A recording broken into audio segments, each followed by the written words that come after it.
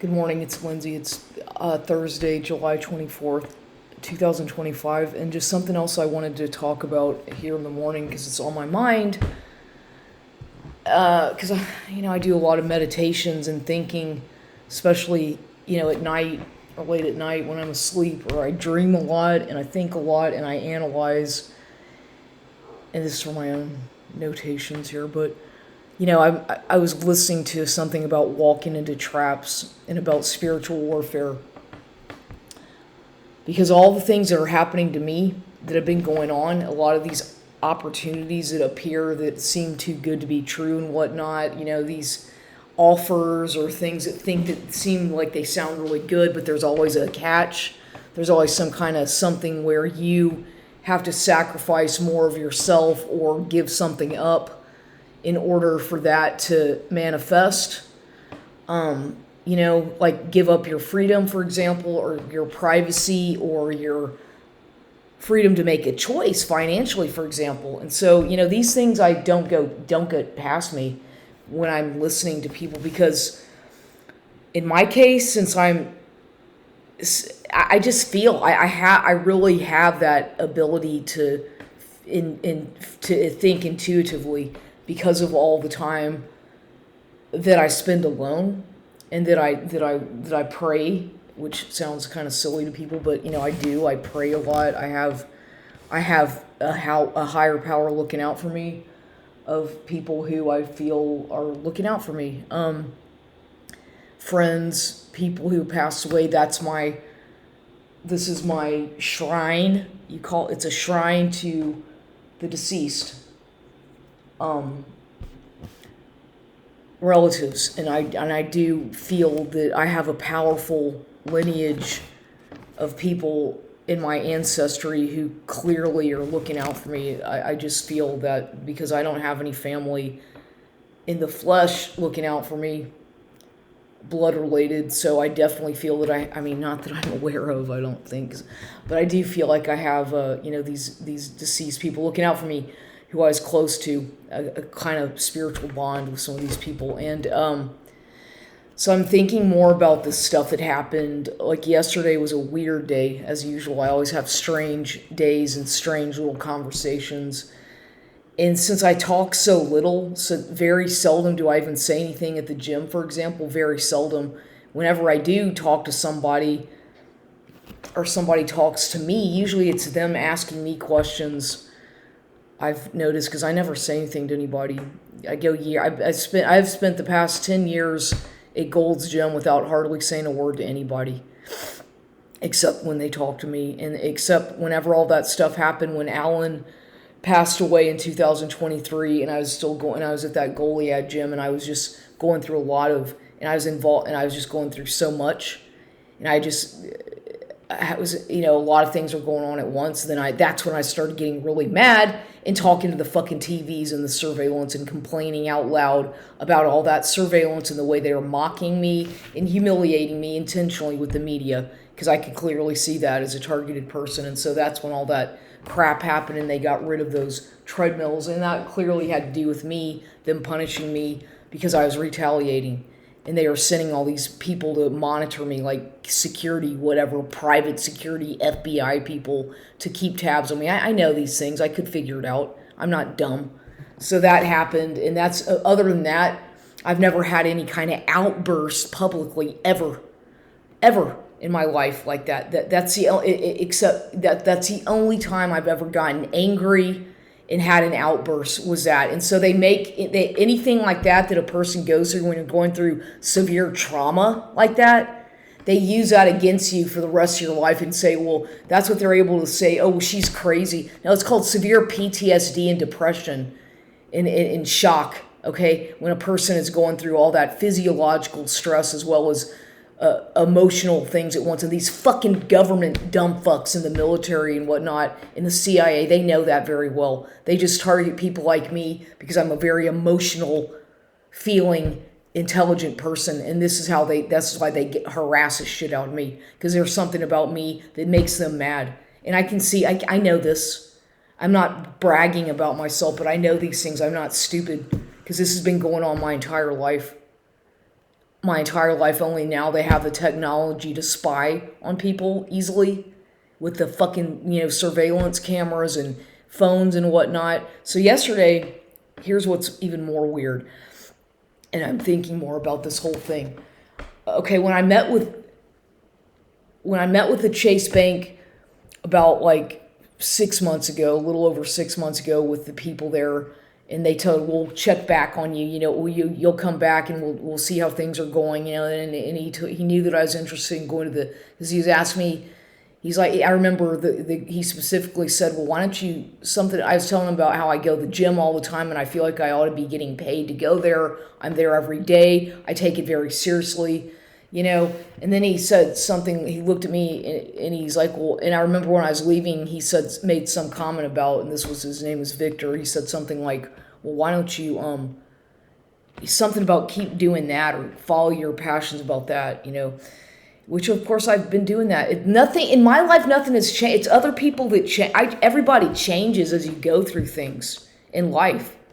Things happen, you change, people, subtle changes here and there. But as far as like what I've been doing, that hasn't changed. I have been still doing the same thing that I've been doing for 10 years since I've been in San Antonio, the same place, except different locations. Nothing's changed in that aspect. So I'm still the same person. But who's gone through I'm still the same person, yet I've gone through a lot of metamorphosis, I guess you could say, a lot of spiritual awareness, much more height than spiritual awareness, and that's about the only thing that's different. But they're monitoring me. It's all this behavior modification crap, because like I said, when you're targeted, they follow you because of your blood type, because of your genealogy, because of whatever things that they target people for in the government doing this to me, then this is what I'm targeted individual. People don't understand that or believe me unless you understand things about DNA, about blood type, about your own past, and things about you. Then they do target people. And I know that most people don't believe it. It's not a conspiracy theory. What I'm saying, it's very real. Most people are just very ignorant and obtuse and not very intellectually able to figure this stuff out, as I have been able to for the many years that I've been going through this. So who knows better than myself? But anyway, so back to what happened yesterday. So that woman, we were going to have a phone conference around 4. This woman who I met with via Zoom call at the bank. She supposedly works for, say, part-time for Chase Bank or something, amongst many, many other things she does, including teaching an aerobics class, being an retired teacher or something. She lives in Bulverde. And I was like, the woman seemed nice and all that, but I could just see that there was something I could just feel that there was something off about that whole thing, that meeting. And then it made me think about how when I had been there a little over 6 months prior to this, with the initially meeting with Victor and this other guy named Dominique, who had a British accent. I remember sitting in that same office, and it was Dominique was behind the computer talking to me mostly, and Victor was kind of on the side in there with me. It was those two, and then it was like it was more like an interview. I wasn't being interrogated, but sometimes I feel like I'm being interrogated, but it almost felt like it was like a job interview. Sometimes these things, they make you feel, it's just weird. It's like I can feel like these people are like they're FBI, or in my mind, because I'm so paranoid anyway, I kind of assume that everybody, when they talk to me, it's like they all seem to have some kind of government background or military background. And sure enough, they do. When I started asking them questions, mostly they do. They all have a military background or family in the military, or something. You know what I mean? These people are intelligent people, and they have a lot of, they're not, I'm just saying, I just kind of don't understand exactly sometimes until I can feel things, and I like to talk to people. I like to know them as people about, when I'm talking to somebody, I want to know about their interests. I want to know about things about them too, just because that's how I am. I'm a curious individual. And people might not understand that about me, but it's more about a curiosity that I have about people, not I just am that way with everybody. I've always been very curious about certain people. When I start talking to them, I'm just curious and ask them questions, not in a way that's trying to be mean or intrusive, just out of curiosity. That's how you get to know people, I guess, So anyway, so yesterday, like back at this meeting thing, again, at the bank, well, I was remembering that first meeting at the Chase Bank, like I said, about 6 months ago, when I first decided to open up that CD account, which has already matured. That's why I had to go back to figure out what I was going to do. Well, I remember sitting in the wait, because I got there kind of early, and I was playing around with my necklace broke or something. I was fooling around with my bracelets and I have a thing, and here, speaking of that, because I don't know what. I really like, my bracelets, my stone, my bracelets, my crystals, and these kinds of things. They kind of bring peace to me, or they help with my anxiety. These different little, like, healing stone bracelets or crystals. And I've always, my entire life, I've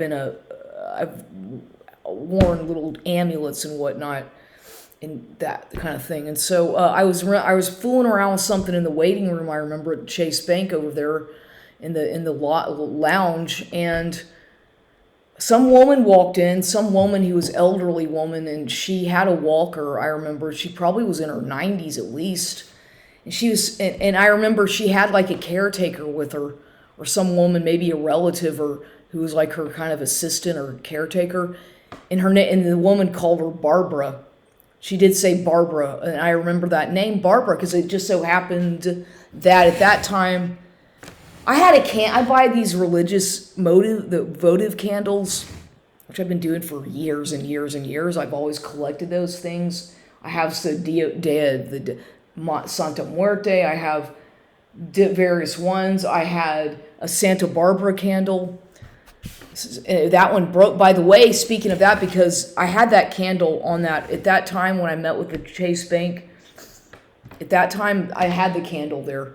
It was over there that I'm pointing my finger to the far left of my altar, right there.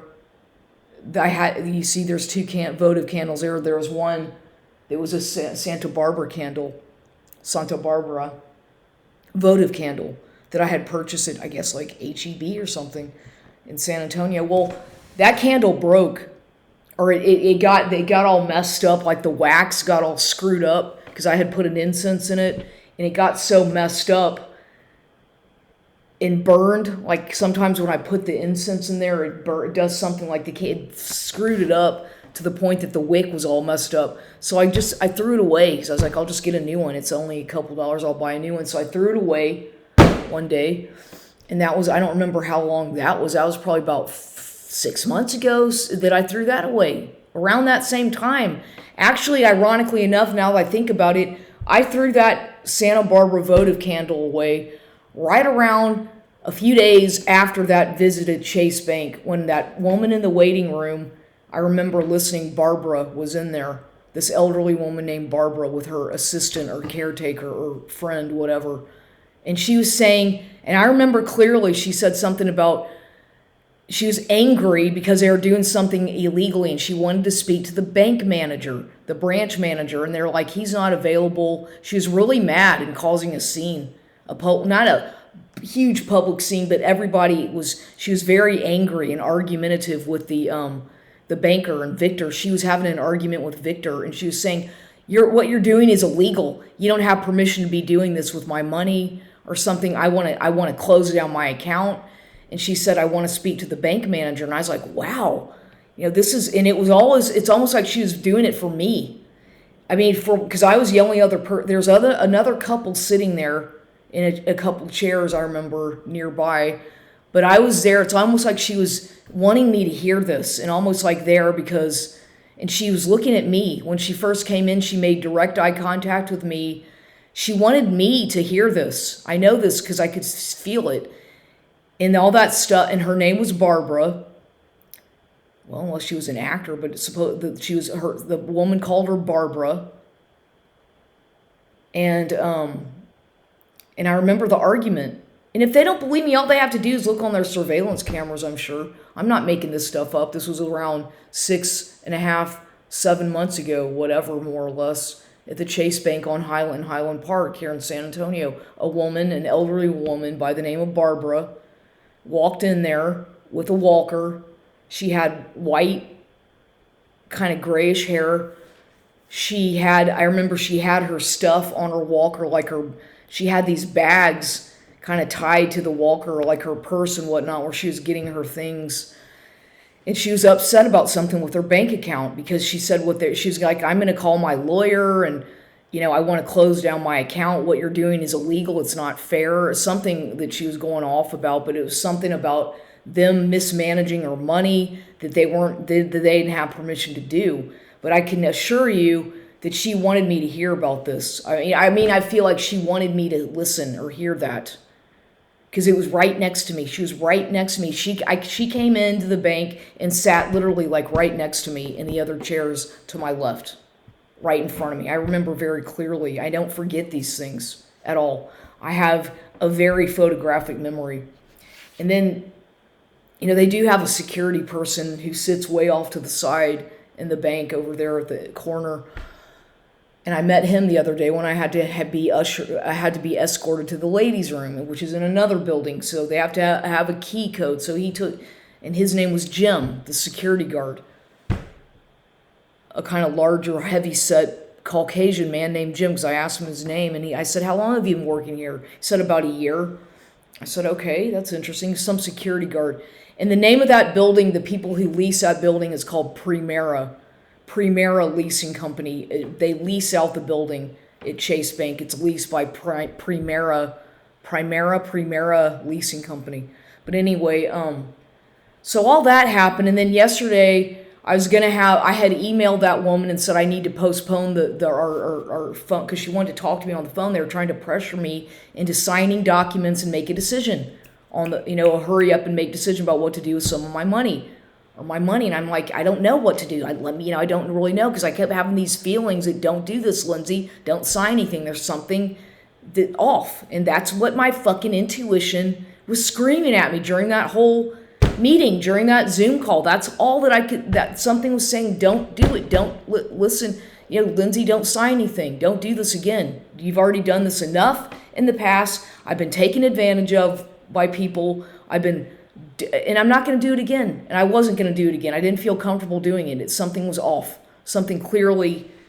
And they asked me if I wanted water. It was almost like, what part of what's going on is that I suppose these people, it's all like they're monitoring my health. It's like every time I go to these things, it's like they're clearly monitoring my health or my body and all this kind of shit. It's like I guess they're using these experts to analyze me and look at my, to see if I'm healthy, or I'm going to a doctor's appointment or something sometimes. So when I walked in there, I had a soda in one of these HEB brand Dr. B sodas or something that I had with me, and I brought that in there because I didn't want it to get too hot in my car. It's 100 degrees outside, and I brought it in. I didn't drink any of it. I just brought it in with me, whatever, along with my purse. And then Victor asked me if I wanted anything to drink when I got in there. I was waiting in the waiting room. I saw him in his office. He greeted me, and I said hi. And so he comes out there and he asked me if I wanted some water or anything. I said no, I'm okay. I have my soda. And then when we're sitting in there, I'm like, okay. I said, I guess I'll have some water. Yes. And so they brought me some water. He did in a Bear. Bringing alternative resources for the environment. Well, it's just nonetheless, a Bear cup. I don't know about. I'm just saying this is a cup that I had some water in that he brought. It was cold ice water, so I drank that. But and then he said something. He made a comment about isn't it so nice to drink ice cold water? It's so good. And Victor's an athlete also. He's somebody who has had some injuries. He played football a lot, and he's a sportsman. He's all into. You can tell he's a large, tall man, pretty tall, and he's like a football player. Or he had played. he had told me that in one phone conversation that he had he broke his ribs or something, or injured himself in Greece playing football, American football. So he apparently is all into football is like one of his main things, and he said that I think Texas A&M or something's one of his favorite college teams for football, and so we talked about that. He's from Arizona. He's a nice guy, whatever, decent guy, young man. He's probably only in his 30s. He seems very young. I know he's married, and he's telling me about something about his wife, something. But anyway, and so, but then again, like I said, and for whatever reason, when we were having that meeting at the bank the other day, a couple days ago, I still kept thinking, something in my mind flashed back about that Barbara woman. For whatever reason, just all of a sudden, when I was speaking, and that happened when I was having that Zoom conference with this woman named Peggy. She's got some kind of Russian name, Villa. It was like a Russian name, and I've got it sounded almost Russian, almost, or something, or Polish, Czechoslovakian, or Ukrainian. One of these kinds of unusual last names, and I'm sure I don't know if that's her maiden name. But it was it sounds like it's Russianish, kind of Russian, looks Russian. And, so, but while I was talking to her, at some point that Barbara woman flashed in my mind. And I'm like, what's going on here? In my mind, what messages are they trying to tell me? Somebody's trying to tell me something. Because I was getting a message loud and clear about a warning. It was a warning. And I just couldn't, I was like, it was a warning going off in my mind. And that Barbara woman kept flashing in my mind. This is crazy, but I'm just documenting all this stuff. These are the kinds of things that happen to me every day. And so then, similar type things that happen to me throughout my life. And so then I come home.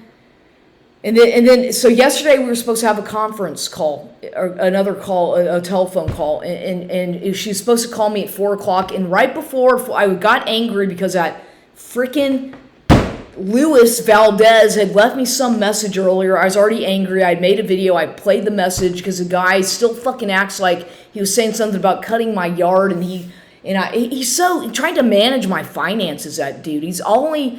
From the beginning, I could see that it's all about him wanting to financially control me and use me and exploit me in other ways. Has nothing to do with me. It's all about that. And I see straight through that bullshit. He's not my fucking manager. You're not my financial manager. He's not anything to me anymore because I saw through his fucking mask and I'm not interested. And I walked away from that shit. And so now he's getting revenge. You see what they do when they don't get their way and you tell them no? This is real. About what narcissistic people do to their victims. I'm not your fucking victim. I'm too smart for you. Now go find your other victims. But anyway, I was angry in a way because he had left me that stupid message about something about my yard, and I would only have to, I'd be happy to cut your yard. He's so fucking lazy. He comes over here because he wants something from me. He uses me for something and treats me like a fucking doormat. And then saying something like he gets the neighbors involved. He triangulates me with the neighbor, this dude next door, about my yard. It's like now they're all like watching me. They do this on purpose to make me feel overwhelmed with all this activity going on. And so he's got them involved now with whatever is going on. So they're all watching me. This all because of him. It's none of his fucking business. I used to have a yard man who I paid on a regular Jay, that stopped cutting my grass, or I lost but nonetheless, it's like he wants to get involved and micromanage my life, and that's what it's like. You don't manage don't just go away. It's like I'm not your fucking employee. He acts like I am his boss. He doesn't work for me and I don't work for him, and I never signed any kind of fucking covenant or invisible contract with that man, and it's over. And he keeps coming around to hoover me and fuck with my mind, and I'm fucking tired of it. I don't need that shit in my life. Anyway, so that I was angry about that, and I threw my phone down yesterday before 4:00, or 3:00, sometime around 2:00 or something. I don't know, 2:30. Yeah, it was around 3:30 5:30 or something like that. My phone, I threw my phone down and it just broke. I threw my phone down kind of hard on here on my table, and it landed on top of it just broke. Something broke. The phone broke. The screen, well, it got wet. No, actually, it got some water spilled on it, and it got wet, and so I threw it. I was angry. I kind of just tossed it, and now the phone's broken. Okay, it got wet. The screen got wet. It's broken. My phone's fucking broken. Completely fucking broken. So I did have an old model of the same fucking phone that I was able to put the SIM card in and use, but that screen's all cracked and broken as well, and it doesn't really work right now. I mean, it's functioning, but not really. And it's one of these Serrano Pepper Q-Link phones that I had saved when I was on the Q-Link wireless thing, which wireless program, that I was getting that self-service Q-Link, and I don't use them now. I use Mint Mobile, and I've been using Mint Mobile now for over a year, like a year and a half almost, or at least a year and several months. So it's just fucking confusing, because it's like I'm always, all these fucking changes, constant changes, changing my fucking number all the time. It's too much. God, I ought to just wear a fucking different wig every single fucking day and really go way out to the extremes. What does it matter now? I may as well just, since everybody seems to think that I have multiple personality disorder and whatnot because if I dare change my appearance like that, then really they're going to come after me.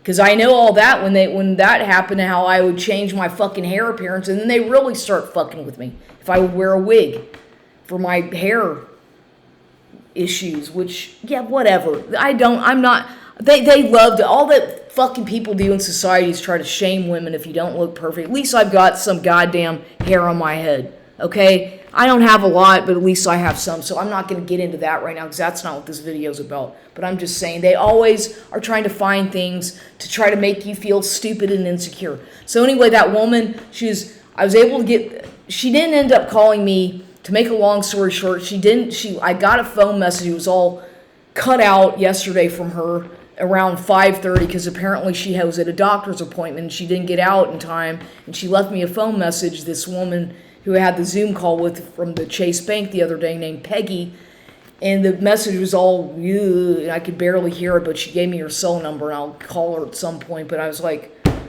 whatever. I didn't sign anything though. I didn't sign any fucking documents with Chase. I'm not signing anything right now. I'm just saying all this stuff. And then something told me, I keep thinking about Barbara and Bob Quinn. My friends are friends from a long time ago when I was a child, who were friends with Ben Baldwin and Alan and my dad's side of the family. And Kenny was friends with him as well, but she kind of dropped off the face of the fucking earth. But Barbara and Bob Quinn, I go way back to my childhood memories with those people, going to Beaumont to visit them during the holidays at their house, and just, they were at Mimi's funeral, they were at Ben's funeral. So they're family friends it's like, I almost feel like they're like my godparents or something. I always had a good kind of connection with those people, Barbara and Bob Quinn. So anyway, and they're in their 80s, like Barbara's probably, 80 something or 80, and Bob was 80. And I was like, something tells me to call them. So I called yesterday just to say hello. I just wanted to call them and say hello and see how everything's going, and I just wanted to talk to Barbara or Bob. Just because they told me call anytime. Last time I talked to them, whenever Alan died a couple years ago, Bob was like, call us anytime, we're here for you. And so I did. I decided to call, and that was yesterday. And Barbara told me that Bob passed away. And I called them Wednesday, July 23rd, and Barbara told me that Bob passed away, that he had an accident, his in a ravine or something, that his car ended up in some ravine. He never carried a cell phone with him because he didn't believe in those, she said. And he died. He passed away. And then she told me some other things. We were talking, and I didn't know that Bob grew up with an alcoholic father. Apparently he had a really horrible childhood, and his father was an alcoholic, so he was always having to drive his father to rehab in Dallas, she said. And Bob grew up, I guess, in Beaumont. I think that's where he actually grew up. and spent most of his life. They're from Beaumont, Texas, East Texas, and they have the, very East Texas. And so I was like, oh my God, Bob passed away. I was in shock. Well, I didn't know. I had no idea. He died in September, this past September, from what she told me. So I did find his obituary and read about that. And so Bob passed away, and she sounded like she was doing okay, but she was happy to talk to me, and I was happy to talk to her, it seemed. She seemed happy to speak with me, and she's still living in the same house, and she said that Graham and Garrett, her sons go there to take care of her, and she's got a live-in helper, which is all, good. I'm glad. Because, elderly people, a lot of the times, they want to stay in their houses, and that has to do with elder abuse, because sometimes they try to put people in a home, even though an elderly home, even though these people have their own house. And they have the right, in my opinion, a person... Just like my grandfather Pops died at home under hospice care, basically at home. He had nurses taking care of him after he had a stroke, but nonetheless he died at home where he wanted to. He didn't have to go to some nursing home. He died at home, and he was 80, 90 something years old. That was back in 2001 that Pops died. My grandfather on my dad's side, Benjamin Armstead Baldwin Sr. And I was